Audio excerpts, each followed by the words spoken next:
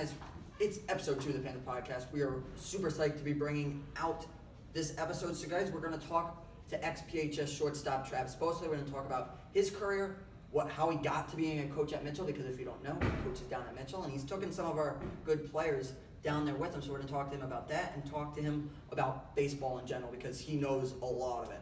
I do say so myself. Well, guys, you might be wondering, why are we back out here again? Because as you know, construction never goes as planned. So we are another week behind, but we should hopefully be out with the new studio next week. All right. So I'll just start off with my first question. How was your experience like here at PHS? I love PHS. It was a great 4 years. Small school. I played 3 sports. I played soccer, basketball, and baseball, but the small school feel of it, and knowing your teachers and knowing everyone at the school was special, and I really relished my time at Plainfield, and especially on the field and on the court. Athletics brought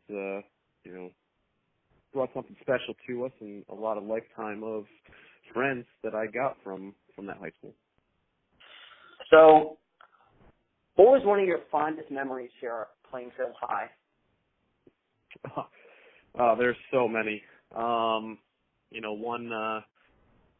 One memory that I have, we did rent a teacher or rent a senior day, and I got to rent our baseball coach, John Schiffner, who was at the time, and we made him dress up in class, and he had to wear a purple jumpsuit and an afro wig, and we made him sing "I'm a Little Teapot." That's one of the things. But there are so many memories that stand out. Again, both on the soccer field, on the basketball court, proms, hanging out with friends.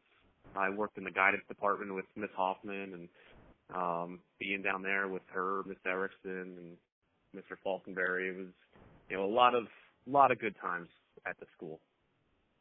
And so how was your experience with Mr. Aramoni as a basketball coach? It was good.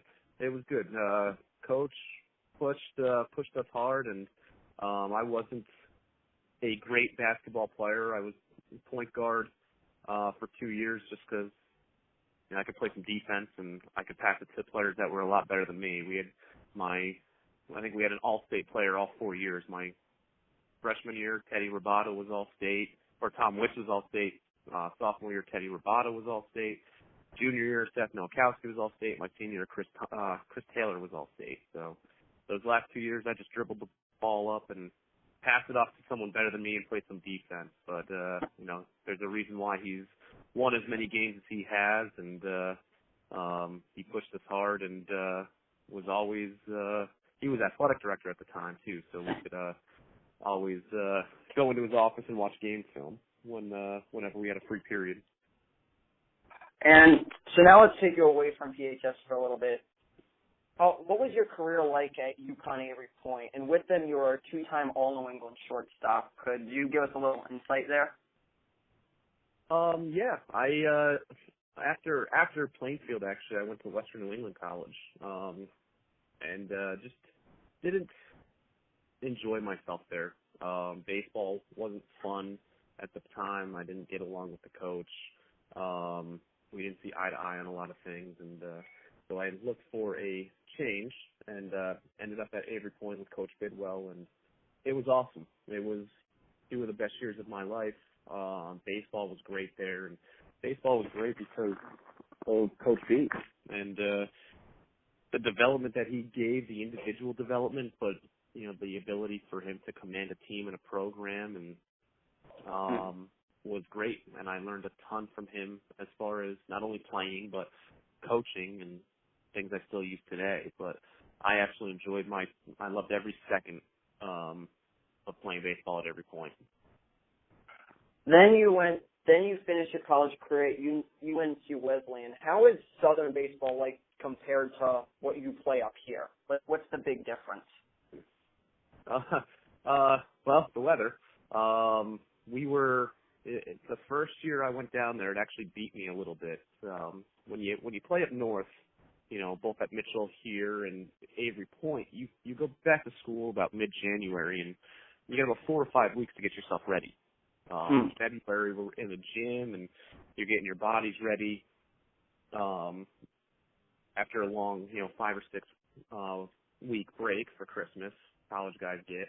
And when I went down south, so I was used to that. When I went down south, we got back early January to school.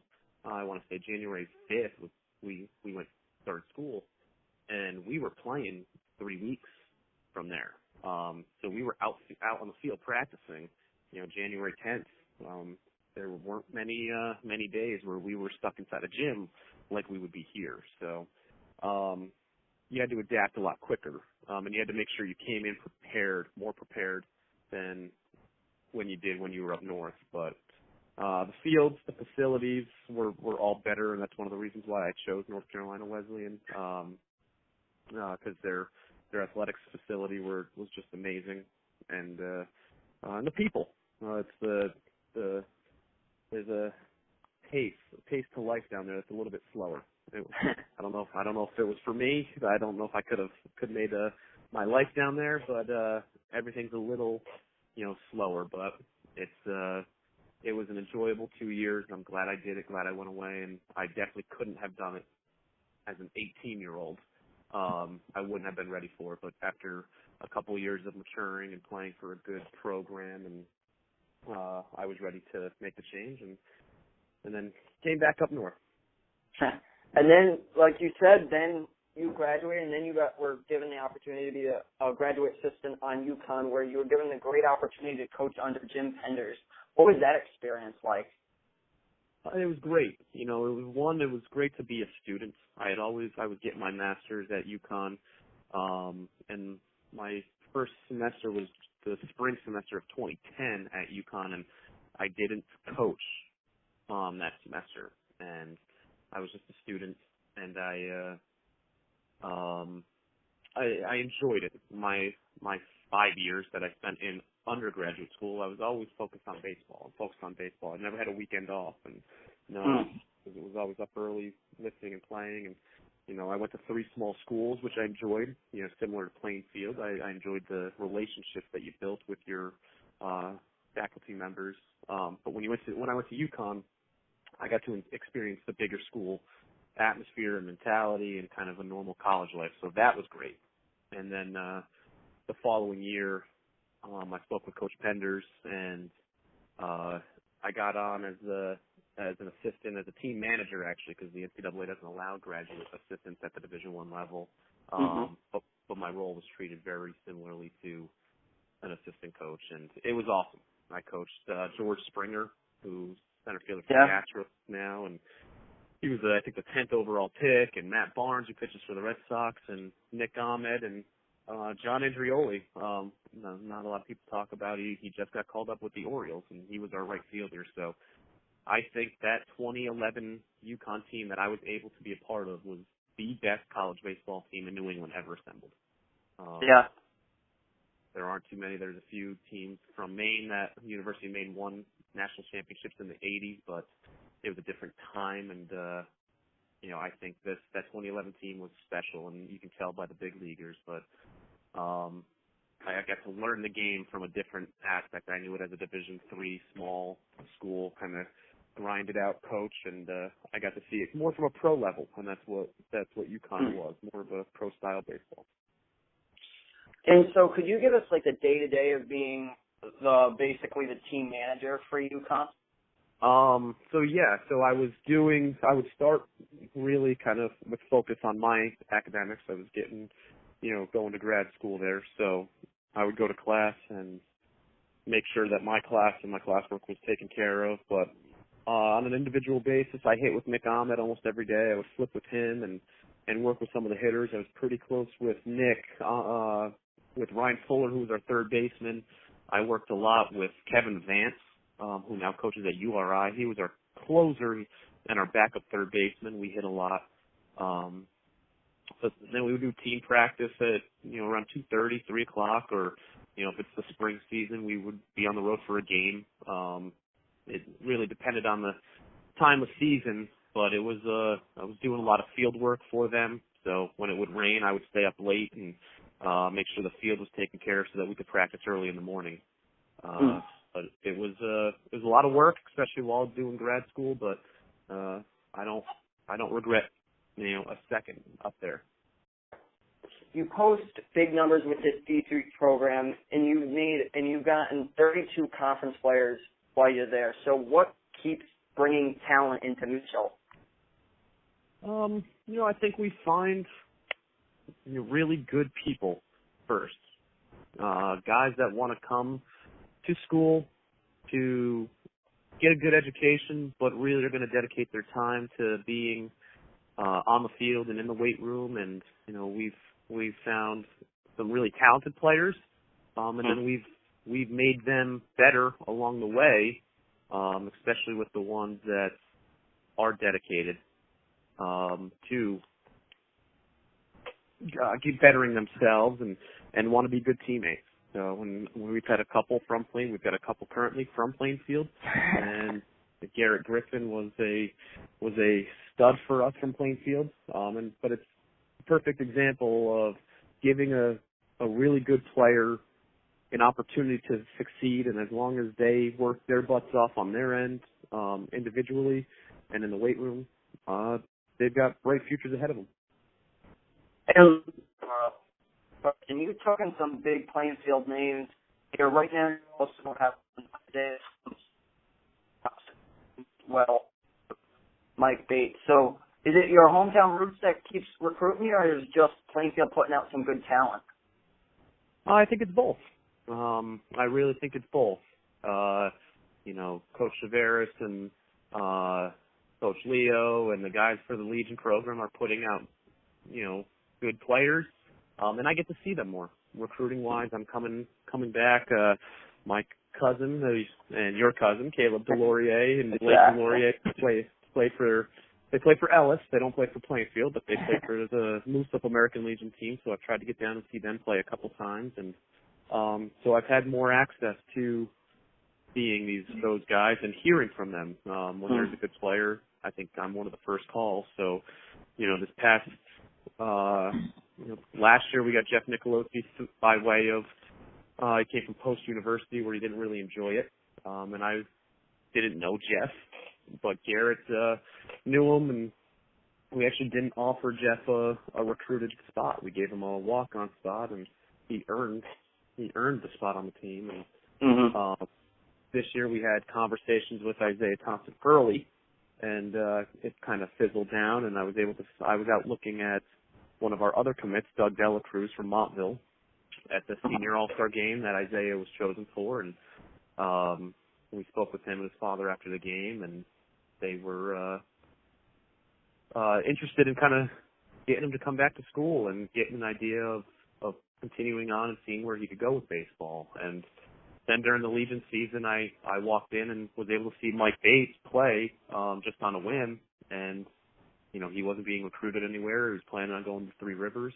So we gave him an opportunity to come in here and say, hey, if baseball's what you want to do and continue it, you could be great. If you work hard, you got something special. So I think it's a combination of both, the access that I have in seeing them, but also I wouldn't bring in a player that I don't think was good enough to do so. So it's kudos to the coaching staff for Plainfield and Moose Up Legion, and always knowing they're going to come into the program and be hardworking and good citizens. That's what we teach at Plainfield. And in the summer of 2015 and 16, you coached on the Cape. What was that experience, being up in, some would say, the highest level of amateur, the highest level of college baseball? Yeah, it was special. The relationships formed with those guys, and I think that first summer I was up there, I think we had 7 first-round draft picks. I coached $10 million that summer with all their signing bonuses, but it was great. And I know within the next year or two, we're going to start seeing all those guys play in big leagues. Garrett Hampton, our shortstop, he's from Long Beach State. He already got called up with Colorado, and So over the course of the next year or two, I'm going to start seeing a lot of guys on TV that I have coached, either with the UConn program or with the that summer league with Chatham, and it was great. It was seeing these guys, and again, it is the best amateur baseball. It's, you know, any Cape League team would beat any college baseball program. They're basically all-star teams. And, but being and seeing them now as college guys who want to work hard and grind after it and try to get on and make the money that those are doing, it was fun. You know, I don't know if they're gonna, you know, have the same mentality 10 years from now when they're 10-year big league pros, but you know, to say that I had at least a hand in being with them and talking to them and hopefully helping them in some aspect was great. Trav? Yeah. Like you were saying, Caleb wanted me to put in here that the guys can beat you in wiffle ball. So what's your comment to that? Well, I think I was, you know, I was taken down by some of my teammates. They were holding me back a little bit, but I'm ready for a rematch anytime you guys are. But instead of my cousin Mark, I think I might pick my cousin Kristen this time as a. And now for our final question, could you give some advice if to some athletes that would like to play at the next level? What's some things that coaches look for? I think the biggest thing is make sure you're hustling on and off the field, and that goes with any sport, whether it's tennis or baseball or basketball. Make sure you might not get recruited because you're working hard, but a lot of times we're going to cross kids off lists because we see them, and I've done it. I've done it with a lot of kids. I see them walk or have bad attitudes. Again, I might not have recruited them anyways, but I know I definitely wouldn't. So I think hustle, play your butt off, you know, and be a good teammate. All those things are in your control. Talent-wise isn't always in your control, or what the umpire or the referees are going to do isn't in your control. What your coach is going to do or say isn't in your control. But working hard and being a good teammate is always in your control. So I think that's one. And I would say, too, just really kind of be cognizant of the time and effort you're putting into your sport and your craft. A lot of high school kids step into our program and they're used to showing up at practice at 2:30 and throw, hit, stretch, throw, hit, practice till 4:30, and then they're done. They go home. You know, inside our program, it's kind of a day in and day out grind of in the weight room for an hour, and then you have individual time for probably an hour, and then you got to go to class, and then you got to come back, and then you're going to have team practice for 3 or 4 hours. So there's a lot of time spent, and I don't know if I necessarily knew that, how much more time it was going to be when I went to college, and I know a lot of the freshmen don't.